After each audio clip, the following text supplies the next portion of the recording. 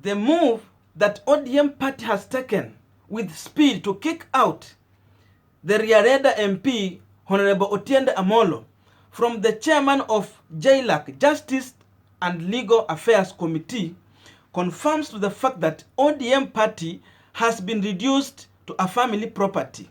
It is no longer a political party that used to stand for specific or being run on ideologies. What the party leader says remains to be the position of the party. Whether that decision is favoring the constituencies that these MPs are representing in the National Assembly or not, they have to align with that position. If not, then you face discipline. That is what is going on. And because the name of Otiende Amolo, together with James Orengo, who is the minority leader in the Senate, has been trending from yesterday, this is going to form part of our discussion today. But before we go deep into the analysis, you might be watching me for the first time, you have not yet subscribed. Consider using this time to subscribe, so that any other time once we come with such a video, you always get notified. And to everyone who has subscribed, I must say thank you so much for your unconditional support. In fact, the more you subscribe, the more you allow us to reach more people outside there. So thank you so much for allowing us to reach more people outside there. Now, let us get back to our discussion. Now, Otiende Amolo has been among the MPs who have been differing sharply with the manner in which the new 70 constituencies being proposed in BBI are going to be distributed across the country. Now, the Raila MP may have been wrong to go publicly with his reservation on BBI. Instead, he could have canvassed this issue away from public with Baba. Because remember, the ODM party had taken a position. But ODM party leadership should now learn to have tolerance, because human beings have the both positive and negative side, and therefore it could have been so much fair to administer discipline to Otiende Amolo with love, because Otiende Amolo has made a name for himself. He has been a staunch follower and a person who stands with ideologies of the ODM party. So instead of showing tolerance towards Otiende Amolo, sasa John Mbadi ameamuka tu asubuhi through the order of Baba. Unajua there is nothing can be done without Baba. Then he told Otiende Amolo that we no longer need the professors of law. Even Otieno Kajwang can do better than that. Sasa akasema sasa yule mwenye anakuanga People's Chief Justice will take that position. So that is the move ODM has taken. But also, there is something Moses Kuria wrote when these guys were being appointed to these committees. And this was on 15th July 2020. I will read it. This is what Moses Kuria wrote. Congratulations, Honorable Otiende Amolo, incoming chair of the Justice and Legal Affairs Committee. Congratulations, Honorable Junet Mohammed, Honorable Peter Kaluma, and Honorable Anton Ulwoch for making it to this vital committee. He goes on to say, now do not forget what Baba has appointed you to this vital committee. Deliver BBI, deliver a Baba-friendly Chief Justice, deliver a Baba-compliant IEBC, and a Baba nominee for the Registrar of Political Parties. Stick to your terms of reference, in bracket T, to RS, and the key performance indicator. That is what Moses Kuria posted during that time. That was in 2020. So, what Moses Kuria said is exactly what has happened to Otiende Amolo. And yesterday, he was reminding Otiende Amolo on this tweet. Ikifika hapo ndio unasikianga Junet Mohammed akisema ya kwamba, if you are an ODM follower, wewe tu ni kondoo. What Baba has said remain the party position. You should not differ with Baba. Sasa hawa ni kondoo. Maybe Otiende forgot that. But being an MP, he is still right to have his reservation. And again, even the reservation was not meant to damage the Building Bridges initiative or to damage the relationship between the ODM leader, Raila Amolo Odinga, and President Uhuru Kenyatta. Now it's clear, ODM right now has become revengeful, unforgiveful, and these people will always punish any mistake anyone has done. Remembering what Otiende Amolo has been doing for the party, he was not worth to go through this. Once you are good with ODM, they praises you, and the time you go against what they say, or if you challenge them, then you become an enemy, and that way you become their target.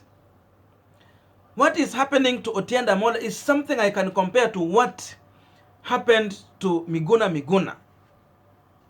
If Baba could want Miguna to be in Kenya today, Miguna will be in Kenya.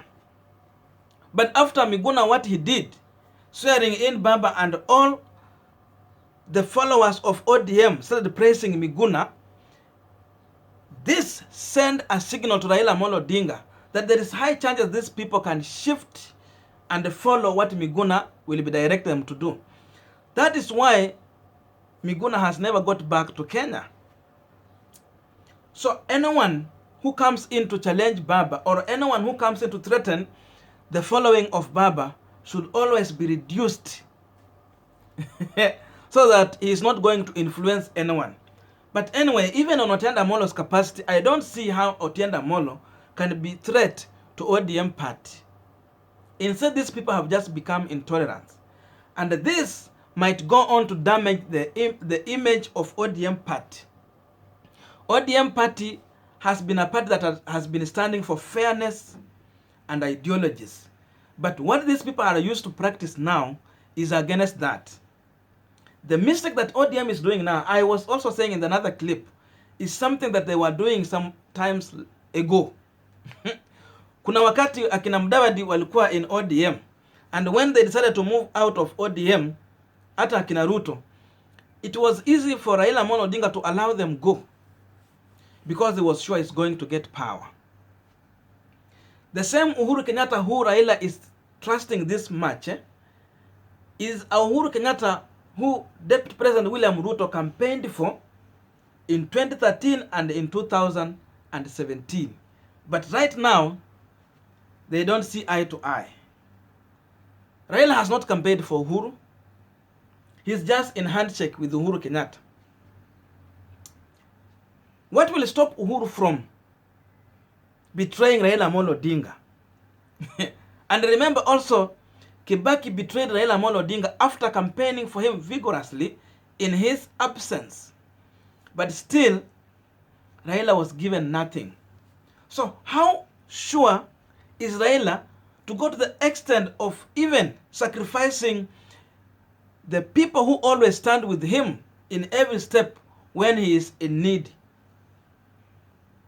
So I believe this is just one of the mistakes that ODM is heading to. And these people are executing this order so aggressively without any forgiveness. This is going to affect ODM party because it is not sure 100% whether the system is going to support a Raila presidency. And remember, we are not talking about winning an election. We are talking about being handed over the power.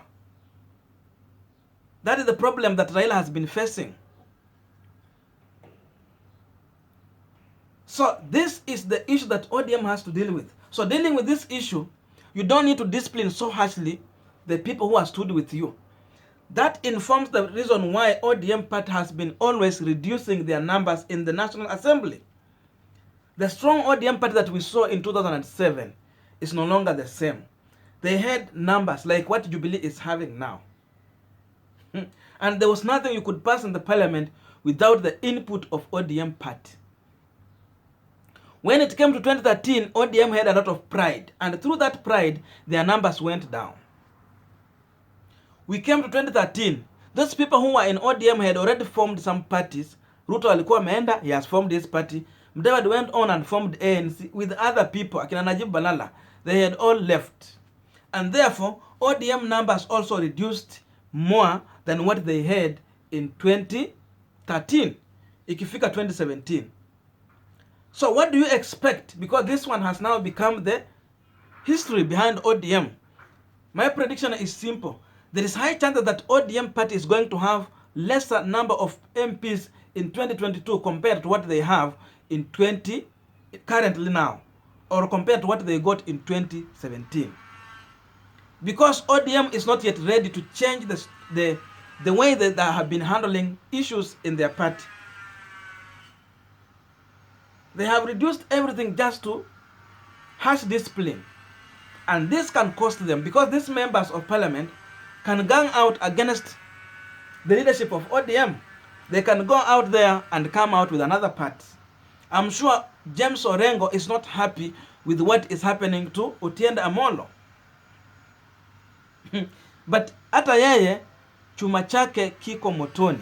There is high possibility that even him, he can lose his position as the leader of minority in the Senate. The same James Orengo is the one who was telling watu wa Jubilee kwamba the government might eat you more than they will discipline me. And today ODM is now disciplining Orengo the same way the government is disciplining akina Kipchumba Murkomen and the team. So these people can still go out there. And now remember what is happening in Luo Nyanza. There was no way you can be elected if you are not on an ODM ticket. But currently, we have members of parliament who are elected on other ticket, and some of these people are on independent ticket. So what makes it hard for these guys to go and mobilize such people and come up with a strong opposition against the ODM party in Luo Nyanza? This can be possible. So ODM should learn on how to tolerate and rebuild itself. Otherwise, being obsessed with power the same way we are seeing it happening can kill a vision. I still believe that there is high possibility that President Uhuru Kenyatta might not support Raila Odinga. The handshake can end after the referendum. There is high possibilities. Sasa kama watu wa ODM hawatajipanga, they go into this issue of internal wrangles. That can be a good thing for President Uhuru Kenyatta and his team if there is war in ODM. If ODM remain unstable. This is the end of our video, and see you next time. Thank you so much for following me, and if you have not subscribed and you have just reached this far, consider subscribing so that any other time you get notified. See you in the next video, and may good God bless you.